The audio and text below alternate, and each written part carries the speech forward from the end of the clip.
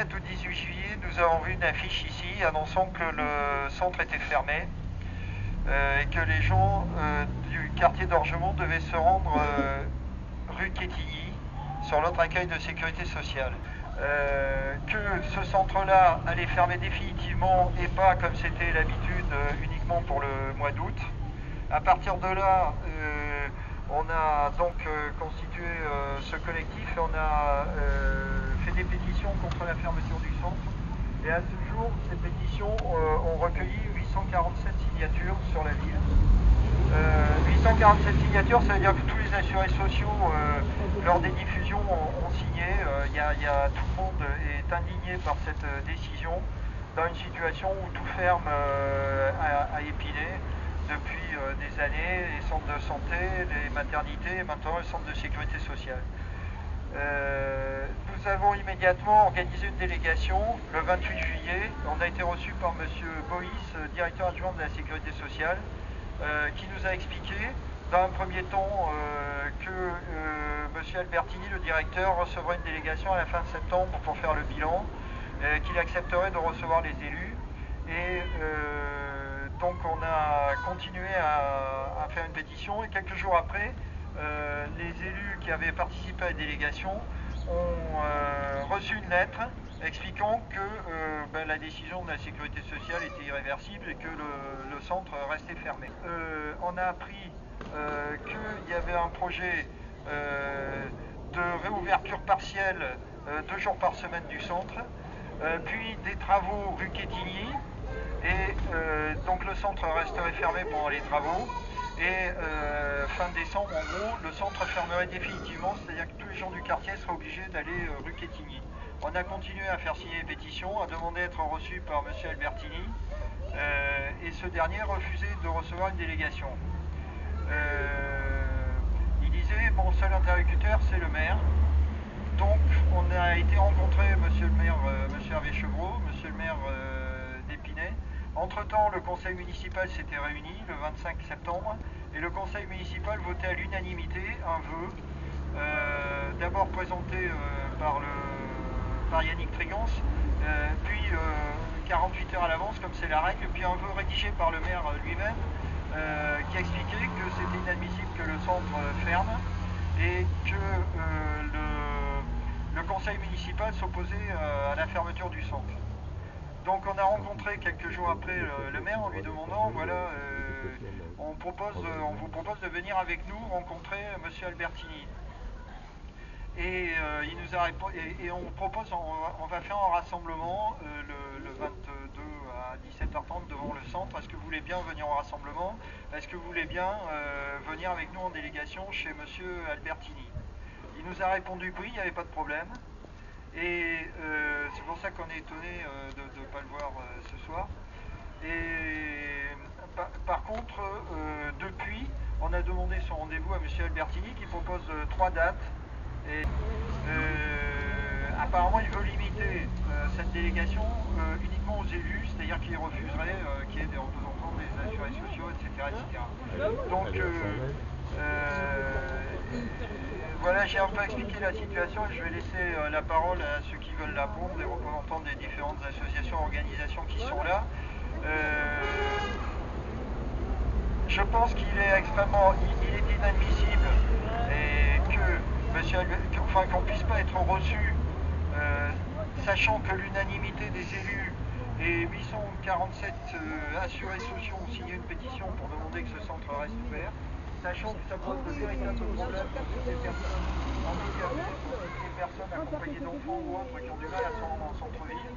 Pour toutes les personnes, il faut savoir qu'il n'y a plus que 2 personnes pour assurer l'accueil à Épinay. Et ce n'est pas les seuls problèmes, puisqu'il y a actuellement à peu près un délai de 2 mois pour le traitement des dossiers que vous envoyez par courrier. Que ce centre de sécurité sociale soit fermé. Ce que nous regrettons également, c'est, je dirais entre parenthèses, le double langage du maire qui d'un côté dit oui c'est inacceptable, vote à l'unanimité et fait voter à l'unanimité au conseil municipal un vœu pour la réouverture, et que derrière il ne se passe rien. Quand on lui demande de nous accompagner à une délégation, il nous dit oui, il devait être là ce soir, il n'est pas là, on lui demande un quart, il nous dit non. Donc à un moment donné, il faut être logique dans ce que l'on dit et aller jusqu'au bout de la démarche. Ceci étant, je crois qu'on a affaire là à une attaque extraordinairement grave contre les services publics.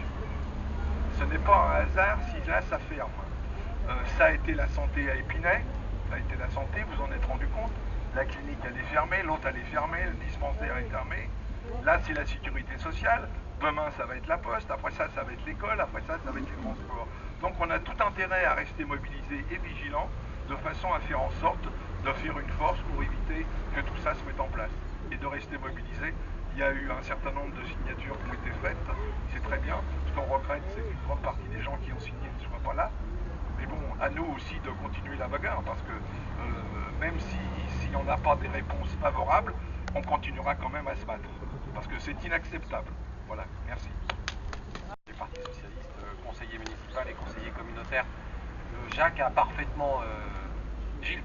a parfaitement décrit l'historique du fait de notre rassemblement aujourd'hui, donc je ne vais pas aller plus loin dans les détails, mais simplement deux ou trois remarques rapidement. Tout d'abord, effectivement, Roger vient de le dire, ce qui se passe ici, à cet endroit où nous sommes, sur la sécurité sociale, malheureusement, ce sont des attaques qui sont portées sur un certain nombre de services, et la ville d'Épinay-sur-Seine en souffre, et en souffre terriblement. On a parlé de la poste, de la santé, les écoles aussi. La situation de l'école maternelle sur la ville d'Épinay-sur-Seine est extrêmement inquiétante. Ce quartier avait auparavant une régie de quartier qui permettait à des jeunes d'avoir des emplois. Pour les plus anciens du quartier, ils le savent.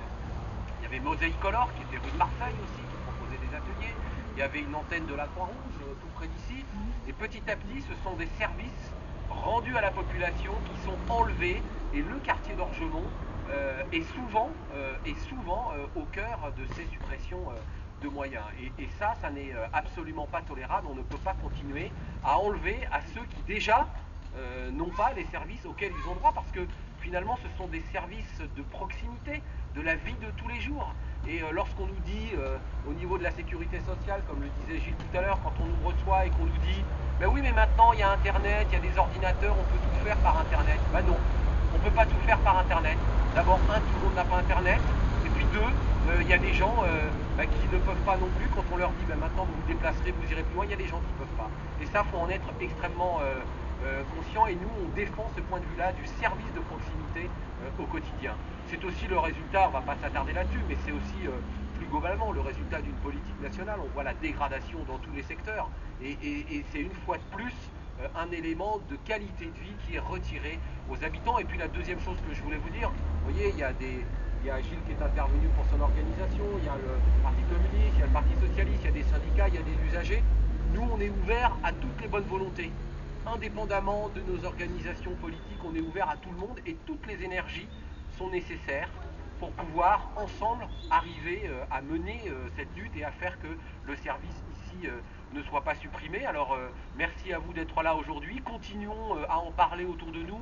C'est vrai, tous ceux qui n'ont pas signé ne sont pas là, mais des centaines de personnes ont quand même signé. Et à un moment donné, quand on pose sa signature, quand on donne son nom, ça veut dire qu'avec ce qui est écrit, eh bien, on partage les préoccupations, et on est conscient que malheureusement des services sont supprimés. Donc continuons à en parler autour de nous. Rendons-nous, si on obtient un rendez-vous avec monsieur Albertini, on ira avec les élus, avec des usagers. Encore une fois, ouvrons largement, parce qu'il n'y a pas de petites énergies, et ne désespérons pas. Il faut toujours qu'il y en ait qui soient les locomotives pour mener ces luttes, mais ne désespérons pas, parce que le contexte général de dégradation des conditions de vie fait qu'il faut absolument qu'on arrive à maintenir ce type de service pour la population dans nos quartiers de nos villes. Je vous remercie.